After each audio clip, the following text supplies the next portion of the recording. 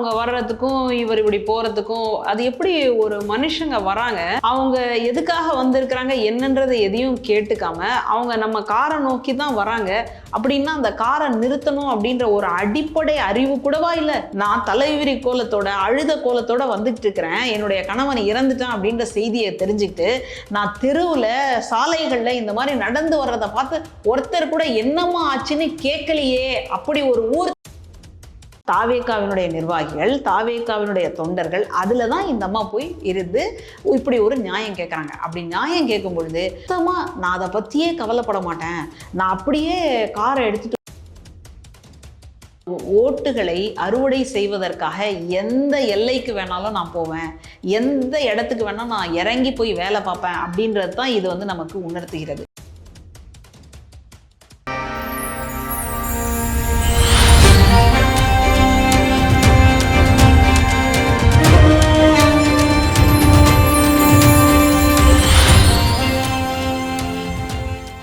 வாகை தமிழ் நேயர்களுக்கு வணக்கம். என்று நம்மோடு நேர்காணல் பேசுவதற்காக பேராசிரியர் முனைவர் திருமதி மஞ்சுளா அவர்கள் நம்மோடு இருந்திருக்கிறார். வாருங்கள் அவரோடு பேசலாம். வணக்கம் மேம். தமிழக வெற்றி கழகத்தில் மாவட்ட செயலாளர்கள் நியமனம் நடந்திருக்குது.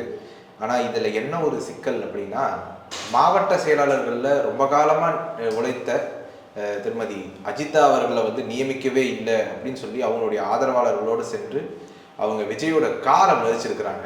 ஆனால் விஜயோட கார் வந்து அதையும் பொருட்படுத்தாமல் லேசாக மோதி அப்படியே அவங்கள தாண்டி அப்படியே போயிடுச்சு. அது மட்டும் இல்லாமல் பல பேர் வந்து இந்த செயலாளர்கள் நியமனம்ல அதிருப்தியாக இருக்கிறாங்க. ஏன்னா பல காலம் உழைச்சவங்களுக்கு கொடுக்கவே இல்லை அப்படிங்கிறப்ப இது நீங்கள் எப்படி பார்க்குறீங்க? நடிகர் விஜய் அவர்கள் அஜிதா அம்மையார் வர்றதை பார்த்த உடனே ஒரு ஷூட்டிங் இதுன்னு நினச்சிட்டாரு போல இருக்கு. அதனால தான் அவங்க வர்றதுக்கும் இவர் இப்படி போகிறதுக்கும் அது எப்படி ஒரு மனுஷங்க வராங்க, அவங்க எதுக்காக வந்திருக்கிறாங்க என்னன்றதை எதையும் கேட்டுக்காம அவங்க நம்ம காரை நோக்கி தான் வராங்க அப்படின்னா அந்த காரை நிறுத்தணும் அப்படின்ற ஒரு அடிப்படை அறிவு கூடவா இல்லை? சாதாரணமாக ரோட்டில் யாராவது மறிச்சாலே கூட நம்ம ஒன்று பிரேக் போடுவோம், இல்லை வேற பக்கமாக திரும்பி போவோம். ஆனால் இடிச்சுக்கிட்டே போகிற மனநிலை அப்படின்றது எங்கேருந்து வந்திருக்குன்னே எனக்கு தெரியல. இவங்கெல்லாம் மனுஷங்க தானா? குறைந்தபட்சம் மனுஷனா கூட இருப்பதற்கு தகுதி இல்லாதவங்க எப்படி வந்து தலைவனாகணும் அப்படின்னு நினைக்கிறாங்கன்னே தெரியல. எனக்கு என்ன சந்தேகம்னா, தாவேகாவை நோக்கி இளைஞர்கள் திரளா ஓடுறாங்கன்றாங்க, அது கூட பரவாயில்ல. அதில் ரொம்ப முக்கியமாக ஆதரவு கொடுக்குறவங்க யாருன்னா பெண்கள் தான்றாங்க. எனக்கு என் குழந்தைய விட விஜய் அவர்கள் ரொம்ப முக்கியம். அதாவது கரூர் சம்பவத்தில் இறந்து போன ஒரு பெண்மணி வந்துட்டு, அதாவது தன்னுடைய குடும்பத்தில் இருக்கக்கூடிய உறுப்பினர்களை இழந்து போன ஒரு பெண் வந்து பேசக்கூடியதெல்லாம் நம்ம பார்க்குறோம்.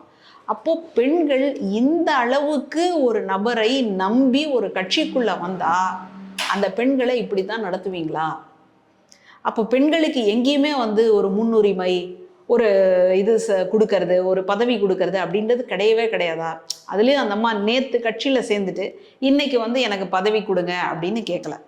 இதுக்கு முன்னாடி மக்கள் மன்றமாகவே இருந்தப்போடு இருந்து அந்த அம்மா உழைச்சி இன்னைக்கு அந்த கட்சிக்காக நிதி ரொம்ப பணம் கூட செலவு பண்ணியிருக்கிறாங்க அப்படின்னு தான் நம்ம கேள்விப்படுறோம். இப்போ இந்த சூழலில் அந்த அம்மாவுக்கு நீங்கள் பதவி கூட கொடுக்க வேணாங்க. என்னம்மா பிரச்சனை, என்னம்மா விஷயம் அப்படின்னு ஒரு வார்த்தை கேட்கறதுல என்ன ஆகிட போகுது? அந்த மாதிரி பேசினா வாயிலிருந்து முத்து உதிர்ந்துடுமா? இல்லை ஏதாவது உங்களுக்கு மயக்கம் அடிச்சு விழுந்துருவீங்களா? இல்லை மனுஷனவங்களோட பேசினா உங்களுக்கு வந்து ஏதாவது கெட்ட சகவாசம் வந்து சேர்ந்துக்குமா? என்னன்னே புரியல. அவருடைய கார் வரும் பொழுது பின்னாடி அந்த பவுன்சர்கள்லாம் ஏன் ஓடி வராங்க? ஓடி வர வேண்டிய அவசியம் என்ன? என்னமோ அந்த காலத்தில் பல்லக்கு தூக்கிட்டு வருவாங்க. அதுவே நம்ம இன்னைக்கு வந்து சுயமரியாதை காலத்தில் வேண்டாம் அப்படின்னு சொல்கிறோம். அன்னைக்கு எந்த வாகன வசதியும் இல்லாத ஒரு காலத்தில் ஒருத்தங்க உங்கள் சமய குருவாக இருக்கலாம், யாரோ ஒருத்தர், அவங்கள வந்து நம்ம பல்லக்கில் தூக்கி உட்கார வச்சுட்டு வரும்பொழுது பின்னாடி எல்லாம் அப்படியே ஓடி வருவாங்க அவங்கள பார்க்கறதுக்காக. அந்த மாதிரி ஒரு காட்சி நடந்துகிட்டு இருக்கு இங்கே. இது ஜனநாயக நாடு இல்லையா? இது வந்து நாகரீக பெற்ற நாடு இல்லையா? இது வந்து சமூக நீதியை பார்க்கக்கூடிய நாடு இல்லையா?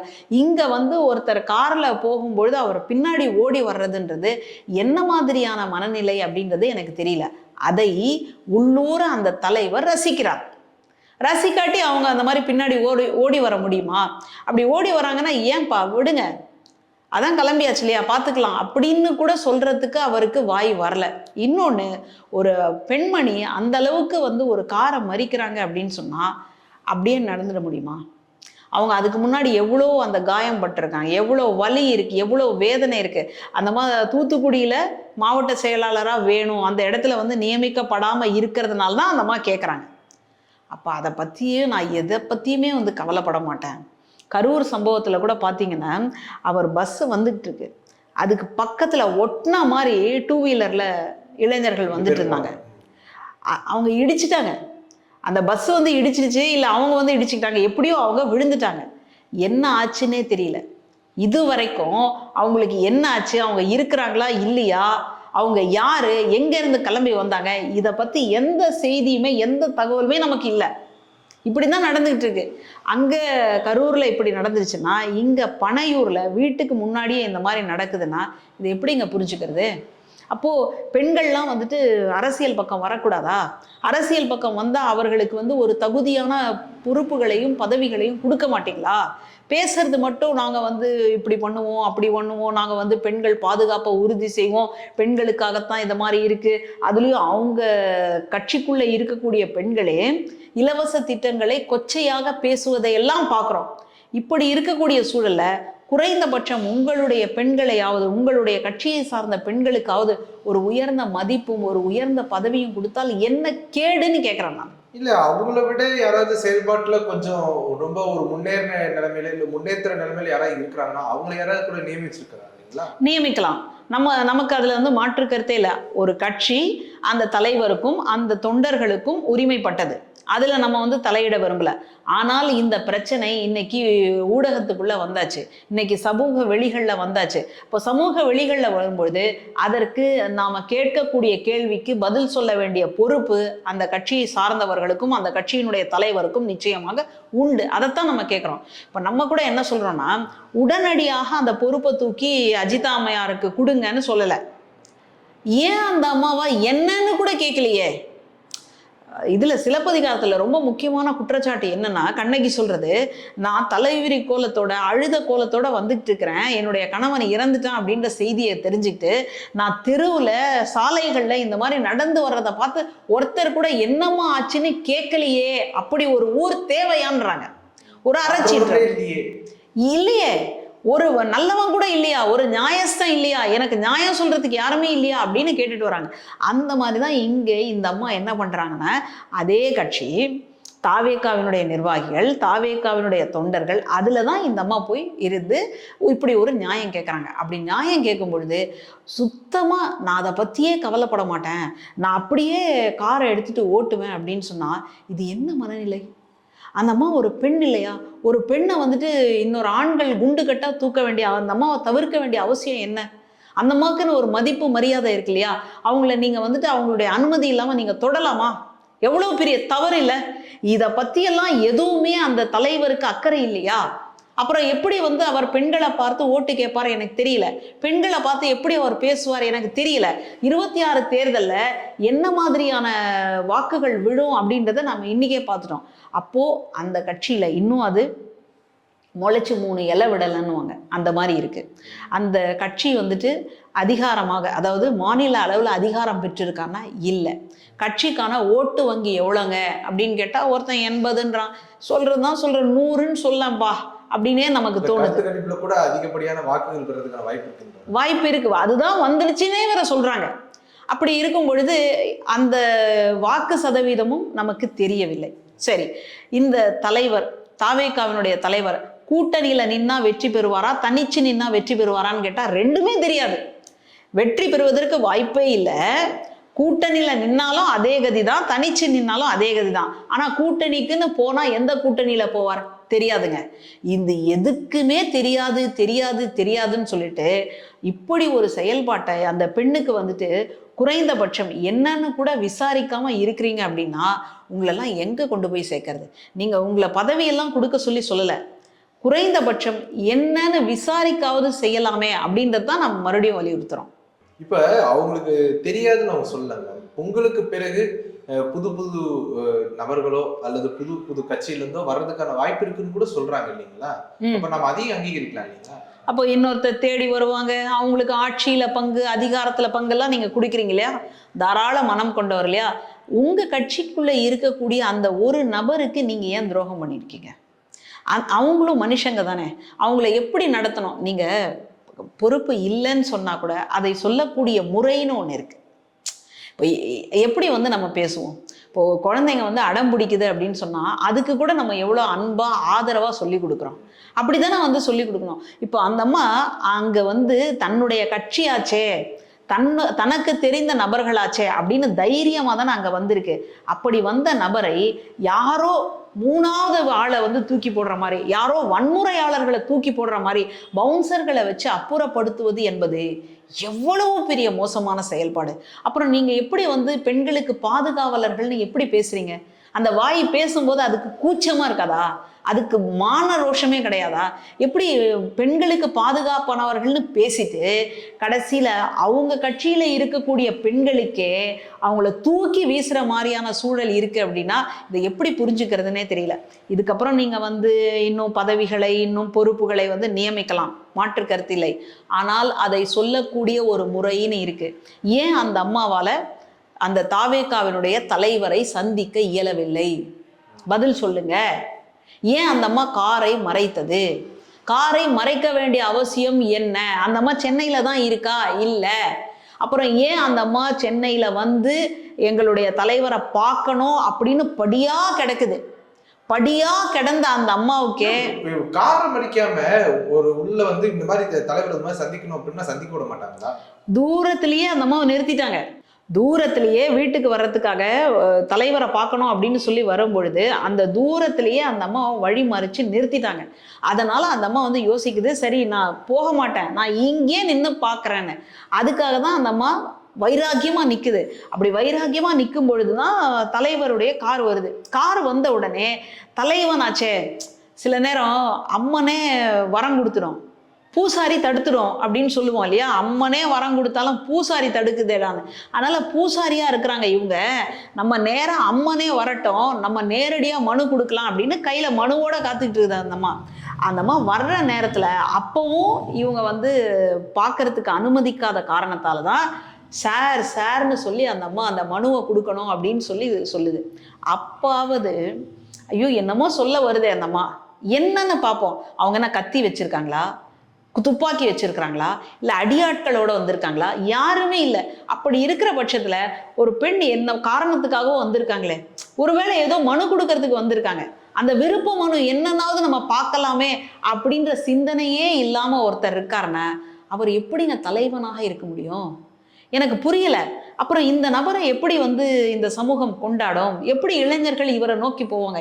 இளைஞர்களுக்கு ஒரு பெரிய கனவு இருந்தது, ஒரு புது நாயகன் வந்துட்டான், 26ல் ஒரு விடி வெள்ளி போல இருக்கு அப்படின்னு. ஆனால் நடக்கக்கூடிய கேலிக்கூத்தை பார்த்தா இளைஞர்கள் மறுபடியும் ஒரு அபவுட் டர்ன் அப்படின்னு போட்டு மறுபடியும் அவர்களுக்கு பிடித்தமான சித்தாந்தங்களில் வந்து இறங்கிட்டாங்க அப்படின்னு தான் பார்க்குறோம். அதனால் இது மிகப்பெரிய பின்னடைவாக மாறுவதற்காகத்தான் வழியாக இருக்குது. இல்லாட்டி அந்த அம்மா வந்துட்டு தலைவரை சந்திக்கக்கூடிய வாய்ப்பு இருந்தால் வெளியில் நிற்க மாட்டாங்க, தர்ணா போராட்டம் பண்ணியிருக்க மாட்டாங்க, காரை வழிமறைச்சிருக்க மாட்டாங்க. அப்படி இந்த பவுன்சர்களால் தூக்கி வீசப்படக்கூடிய நிலைமைக்கு அவங்க ஆளாகி இருக்க மாட்டார்கள். யாராவது விரும்புவாங்களாங்க என்ன யாராவது அப்படி தூக்கி வீசணும்னு? நிச்சயமாக விரும்பியே இருக்க மாட்டாங்க. அப்போது தலைவரை பார்ப்பதற்கான வாய்ப்பு அப்படின்றது இல்லை. இன்னும் கூட நம்ம சமூக வலைத்தளங்களில் பார்த்தோமே, இவர் நாஞ்சில் சம்பத் ஐயா அவர்கள் ஏன் வந்து இந்த கூட்டங்களில் கலந்துக்கலை, சமீபத்தில் நடந்த கூட்டங்களில் ஏன் கலந்துக்கலை? அதுக்கு அவர் பேசியிருந்தா என்ன பேசியிருப்பார் அப்படின்னே வந்து மீம்ஸாக போட்டிருந்தாங்க. எங்க தலைவரையே பார்க்க விட மாட்டேன்றாங்களே, உங்களை கூடவா, பெண்களை தவிர யாரையுமே அனுமதிக்கிறது இல்லையா அப்படின்னு மீம்ஸ் எல்லாத்தையும் நம்ம பார்த்தோம். இதுதான் அந்த கட்சியினுடைய நிலைமையாக இருக்கின்றது. இந்த மாதிரி இருக்கிற வரைக்கும் அந்த கட்சி தேர்தலை சந்திக்கிறது அப்படின்றதே ஒரு பெரிய சாதனை. நேற்று வந்து தமிழக வெற்றி கழகத்தின் சார்பாக சமத்துவ கிறிஸ்துமஸ் நடத்தி முடிச்சு கொண்டாடி இருக்கிறாங்க. அதுல பல அருளாளர்கள் எல்லாம் பேசியிருந்தாங்க இல்லைங்களா? அப்போ அதையெல்லாம் பார்க்கும்போது நமக்கு ஒரு யோசனை வருது. என்னன்னா, கிறிஸ்தவர்களுடைய வாக்குகளை பெறுவதற்கு விஜய் அவர்கள் முயற்சிக்கிறாரா? கிறிஸ்தவர் என்பதற்காக இவருக்கு வாக்குகள் வர்றதுக்கான வாய்ப்பு இருக்குதா? ஏன்னா பேராயர்கள் எல்லாம் சொல்றாங்க அப்படின்னா அவங்களுக்கு கட்டுப்பட்டு ஓட்டு போடுறவங்க பல பேர் இங்க இருக்கிறாங்க. அப்போ சிறுபான்மையினுடைய வாக்குகள் திமுகவுடைய சிறுபான்மையினர் வாக்கு பாதிக்கப்படும் நினைக்கிறீங்களா? சரி, அப்போ இந்த நபர் தான் மத நல்லிணத்துக்கான நபரா? சொல்லுங்க. மதச்சார்பற்ற ஒரு அரசியலை இவர் தான் கொடுக்க போறாரா? இவர் தான் ஒரு அப்பழுக்கற்ற மீட்பர், புனிதரா இவர்? அப்போ இது எல்லாமே உடைஞ்சு போச்சு. ஒரு ஓட்டுகளை அறுவடை செய்வதற்காக எந்த எல்லைக்கு வேணாலும் நான் போவேன், எந்த இடத்துக்கு வேணாலும் நான் இறங்கி போய் வேலை பார்ப்பேன் அப்படின்றது தான் இது நமக்கு உணர்த்துகிறது. ஏற்கனவே இதுக்கு முன்னாடி பாஜகவை சார்ந்த ராஜா அவர்கள் ஜோசப் விஜய்னு சொல்லிட்டு இருந்தார். அது வரைக்கும் கூட நமக்கு பெருசாக அதை பற்றி தான் அக்கறையே இல்லைன்னு வச்சுக்கோங்களேன். ஒரு நடிகன் எப்படி நடிக்கிறான் அதை மாதிரி தான் நம்ம பார்த்துட்டு இருந்தோம். ஆனால் அந்த நடிகனுடைய பெயருக்குள்ளே இருக்கக்கூடிய மத விஷயத்தை தான் அவர் கொண்டு முன்னிறுத்திக்கிட்டே இருந்தாருன்னு பார்க்குறோம். அப்போ இந்த சூழலில் அந்த ஜோசப் விஜய், அந்த ஜோசப் அப்படின்ற பெயரை இப்போ தனக்கு சாதகமாக மாற்றிக்கொள்ள வேண்டும் அப்படின்னு இன்னைக்கு நினைக்கிறார். அப்போ இது அரசியலா இல்லையா? இது மலிவான அரசியலா இல்லையா? இதுல எங்க இருந்து மாற்றம் அப்படின்றத பேச போறீங்க? என்ன மாற்றம் இருக்கு? அங்க இருக்கிறது இங்க வந்திருக்கு. அங்க ஒரு மத சாயத்தை பூசுறாங்க அப்படின்னா இங்க ஒரு மத சாயத்தை பூசுறீங்க. அப்புறம் இதுல என்ன மாற்றம் இருக்கு அப்படின்றது எனக்கு தெரியல. வேணா இந்து கிறிஸ்தவம் அந்த பெயர்ல வேணா மாற்றம் இருக்கும் போல இருக்கு. மற்றபடி மத வெறி அப்படின்றது, மத அந்த நிறம் அப்படின்றது எல்லாத்துக்கும் பூசக்கூடிய தன்மையை தான் நம்ம பார்க்குறோம். இப்போ இந்த சூழலில் நான் தான் மீட்பர் அப்படின்னு சொல்கிறத எப்படி புரிஞ்சுக்கிறது? மீட்பர் கிறிஸ்தவத்தில் இருக்கார். இஸ்லாமியர்கள் அந்த மீட்பரை ஏற்றுப்பாங்களா? தெரியல. இந்துக்கள்ல இருந்து அப்படியான ஒரு மீட்பரை ஏற்றுப்பாங்களா? தெரியல. இப்போ இந்த சூழலில் யாருக்கான பொதுவான நபராக நீங்கள் உங்களை தக்க வச்சுக்க போகிறீங்க? நீங்கள் ஒரு கிறிஸ்துமஸ்க்கு வாழ்த்து சொல்கிறீங்களா? சரி. இதில் ரம்ஜானுக்கு வாழ்த்து சொல்கிறீங்களா? சரி. விநாயகர் சதுர்த்திக்கு வாழ்த்து சொல்கிறீங்களா? சரி. ஆனால் ஒரு தனிப்பட்ட ஒரு விழாவுக்குள்ள அதை நீங்கள் கட்டமைச்சு வச்சிருக்கிறது அப்படின்றது எப்படியான ஒரு அரசியல்? இதை முதல்ல புரிஞ்சுக்கணும். சரி, இப்போ நீங்கள் என்ன கேட்குறீங்க அப்படின்னா, பாதிரியார்கள்லாம் அவங்க ஒரு ஆதரவு தெரிவித்ததுனால அவங்களுக்கு கீழே இருக்கக்கூடிய அந்த சமூகம் ஓட்டுகளை இவங்களுக்கு போட்டுடுமேன்னு. இன்னொரு பாதிரியாரும் ஒரு விஷயத்த பேசியிருக்கார். அவர் ஒரு கல்லூரியினுடைய முதல்வர். அவர் என்ன பேசுறாரு, நடிகர் விஜய் அவர்களை பற்றி பேசும் பொழுது சாதாரணமாக தான் பேசுறார். என்னன்னா, வெளிநாடுகளில் இருக்கக்கூடிய பிள்ளைகளை எல்லாம் அங்கே இருக்கக்கூடிய நடைமுறைகளை பார்க்கும்பொழுது நீங்கள் என்னவாக போறீங்க, நீங்கள் என்னெல்லாம் படிக்க போறீங்கன்னும் போது அந்த இளைஞர்கள் நாங்கள் அறிவியல் நோக்கி, கண்டுபிடிப்புகளை நோக்கி, தொழில்நுட்பத்தை நோக்கி போக போகிறோம்னு சொல்கிறாங்க. ஆனால் இங்கே இருக்கக்கூடிய இளைஞர்களை கேட்டால் நாங்கள் விஜயை நோக்கி போகிறோம்னு சொல்கிறாங்களே அப்படின்னு ஒரு பாதிரியார் ஒரு கடுமையான விமர்சனத்தை வைக்க வேண்டிய அவசியம் என்ன? அவருக்கு அந்த நேரத்தில் விஜய் என்ன ஏதாவது தப்பு பண்ணியிருக்காரா? இல்லை. ஆனால் விஜயை பற்றி அப்படி ஒரு விமர்சனம் வைக்கிறார் அப்படின்னு சொன்னால் அப்போ எந்த அளவுக்கு அவர் பாதிக்கப்பட்டிருக்கார்? ஒரு கல்லூரியினுடைய முதல்வராக அங்கே இருக்கக்கூடிய பிள்ளைகள் எந்த அளவுக்கு சினிமாவின் மீது ஒரு மோகம் கொண்டு அதை பக்கம் போகிறாங்களே அப்படின்றதனுடைய ஆதங்கம், உள்ள குமுறல் அப்படின்னு சொல்லுவோம் இல்லையா? அதனால தான் அவர் அந்த மாதிரி பேசுகிறார். அப்போ ஒரு பக்கம் ஓட்டு வரக்கூடிய பாதிரிமார்களை நீங்கள் சொல்கிறீங்க, இன்னொரு பக்கம் இப்படி ஒரு விமர்சனம் வைக்கிறாரே இந்த பாதிரியாரை நான் எங்கே போய் நீங்கள் கணக்கில் எடுக்க போகிறீங்க? அதனால் இவங்க எல்லாரும் ஏதோ ஒரு ஆதாயத்தை சுற்றி வந்துக்கிட்டு இருக்காங்களே தவிர உண்மையிலேயே மக்களினுடைய நலன், தமிழ்நாட்டினுடைய மேன்மை அப்படி நினச்சாங்கன்னா இந்த மாதிரியான ஒரு மலிவான அரசியலை செய்யவே மாட்டார்கள். நம்ம அரசியலுக்கு வரக்கூடியவங்க குறைந்தபட்சம் மனிதாபிமானத்தோட வாங்கன்னு சொல்கிறோம். அதாவது இருக்கா இங்கு கரூரில் அத்தனை பேரை உயிரை பலி கொடுத்ததுக்கு அப்புறமா கூட அதை பற்றிய எந்த குற்ற உணர்ச்சியுமே இல்லாமல் ஒருத்தர் வெளியில் நடமாடுறாருன்னா இவரெல்லாம் மீட்பறாங்க.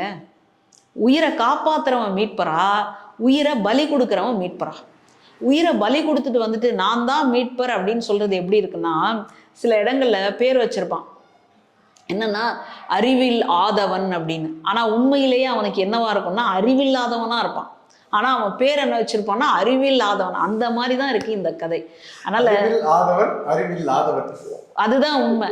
இப்படிதான் கேலி கூத்தாக இன்னைக்கு அரசியல் களம் மாறி இருக்கு. நம்மளும் எத்தனையோ அரசியலை பார்த்துருக்கோம், ஆனா இந்த அரசியல் ரொம்ப கேலியான ஒரு அரசியல். உங்களுடைய நேரத்தை ஒதுக்கி எங்களோட கருத்துல பந்தமைக்கு நன்றிங்க.